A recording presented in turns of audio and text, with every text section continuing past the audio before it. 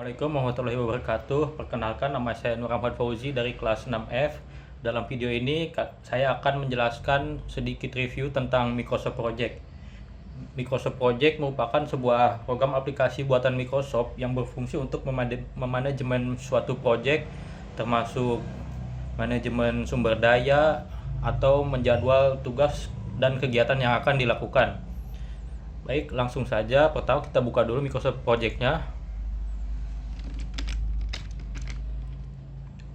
Nah, di sini bisa kita lihat pada halaman utamanya terdapat sebuah template blank page dan template lainnya, dan di sebelah kiri ada bagian home atau open untuk membuka project yang sudah kita buat.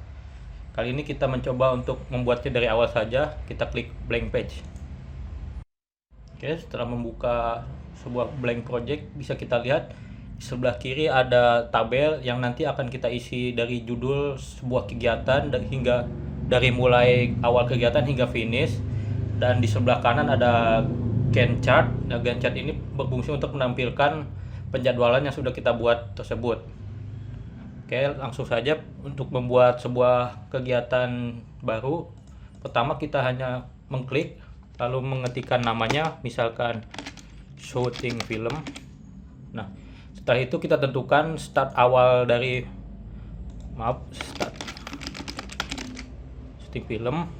Kemudian kita tentukan start awalnya, misalkan tanggal 16 Juni dan berakhir pada finishnya hingga 24 Juni. Oke, yang kemudian kita buat sebuah tugas jadwal kedua, misalkan editing. Kita mulai dari tanggal 25 hingga 30 Juni. Nah, bisa kita lihat setelah jadwal kegiatan ini dibuat, maka Gantt chart akan terbuat secara otomatis di sebelah kanan ini berupa garis-garis.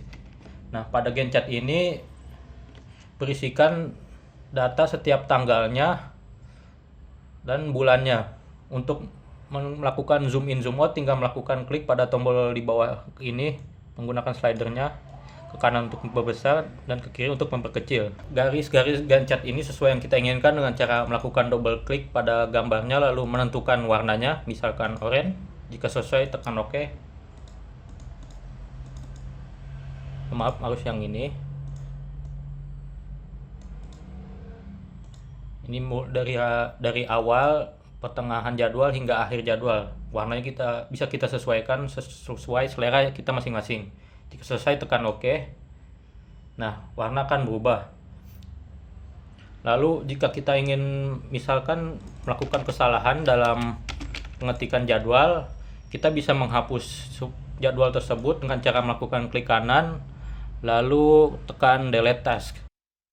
Kita juga bisa mengatur jadwal kegiatan kita menggunakan Gantt chart ini dengan cara menggesernya, misalkan menggesernya ke kanan untuk menambahkan hari pada kegiatannya, atau memotongnya dari kiri untuk mengurangi waktunya.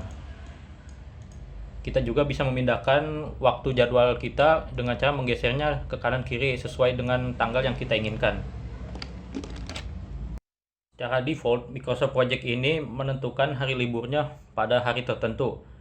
Bisa kita lihat di sini durasinya hanya ada 4 hari namun hingga tanggal 6. Nah, karena satu hari tersebut merupakan ada hari libur.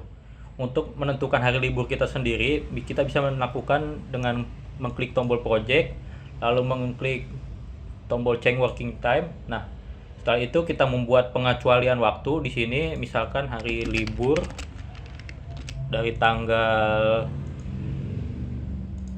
2 Juli hingga 3 Juli. Lalu jika sudah selesai, kita tekan OK.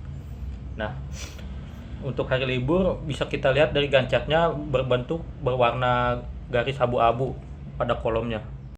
Bisa melakukan pemisahan waktu dengan cara melakukan klik kanan lalu tekan tombol split task.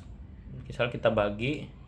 Nah, bisa kita lihat jadwal kegiatan sudah kita potong, namun durasinya masih tetap sama, yaitu 4 hari, cuman yang berbeda hanya waktu finishnya saja. Kita juga bisa menentukan progresnya, berapa persen yang sudah kita buat dengan cara menggeserkan tombol ini Lalu sesuai yang kita inginkan, misalkan progres sudah mencapai 70%. Nah, seperti itu. Selanjutnya ada timeline yang ada di atas ini. Timeline berfungsi untuk menampilkan tugas-tugas tertentu sesuai yang kita inginkan pada bagian atas. Misalkan tugas yang terpenting. Untuk menambahkan timeline sendiri, kita klik kanan pada salah satu tugas yang kita inginkan, kemudian add to timeline. Maka tugas-tugas tersebut akan muncul pada timeline. Kita coba lagi sebagai berikut, sesuai dengan tanggal awal mulai hingga akhirnya. Misalkan kita ingin menghapus salah satu tugas atau kegiatan kita yang ada di timeline, cukup dengan menekan klik kanan pada salah satu tugas yang ingin kita hapus, lalu klik remove from timeline. Untuk melihat rincian detail tugas yang kita buat, kita bisa melakukan double klik pada tugas yang kita buat ini. Nah, akan muncul pop-up baru pada misalnya nama dari kegiatan tersebut, lalu ada persentase keselesaian tugasnya, bisa kita atur, lalu ada prioritas tugas, tanggal mulai hingga akhirnya bisa kita edit di sini. Lalu kita juga bisa mengubah waktu deadline-nya, misalkan hingga tanggal 10 Juni, lalu kita tekan OK, maka tanggal tersebut akan muncul pada Gantt-nya panah berwarna hijau ini. Oke, misalkan kita punya sebuah tugas kegiatan di mana kegiatan tersebut tidak akan berjalan tanpa kegiatan sebelumnya diselesaikan. Misalkan pada editing ini tidak mungkin dilakukan sebelum proses syuting selesai. Nah, untuk menjadwalkan tugas ini kita bisa melakukan mengklik, lalu menekan kontrol dan mengklik tugas sebelumnya hingga terblok kedua ini. Jika sudah, kita mengklik pada bagian lalu klik di selected task. Nah,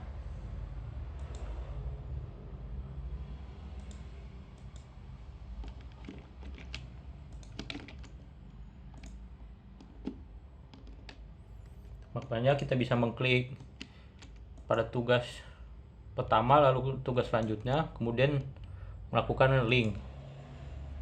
Nah, sehingga muncul tombol satu ini, di mana tombol satu ini adalah pada tugas kedua yaitu editing tidak akan berjalan sebelum ada tugas predesesornya atau tugas sebelumnya itu satu syuting.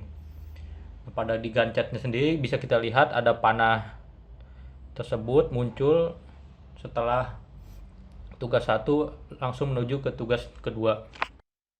Lanjutnya, misalkan kita akan membuat sebuah tugas atau kegiatan yang belum pasti, misalkan publishing. Nah, tugas ini belum pasti jadwalnya, nantinya akan mengganggu pada Gantt-nya saja jika kita sudah tuliskan jadwal start finishnya. Untuk menghilangkannya, jika kita memerlukannya lagi, kita hanya tekan tombol inaktif ini. Nah, secara tugas akan menghilang dan berwarna abu-abu dan tidak akan muncul pada Gantt. Lalu jika kita ingin mengaktifkan tugas tersebut, kita bisa mengkliknya lagi, klik inaktif ini.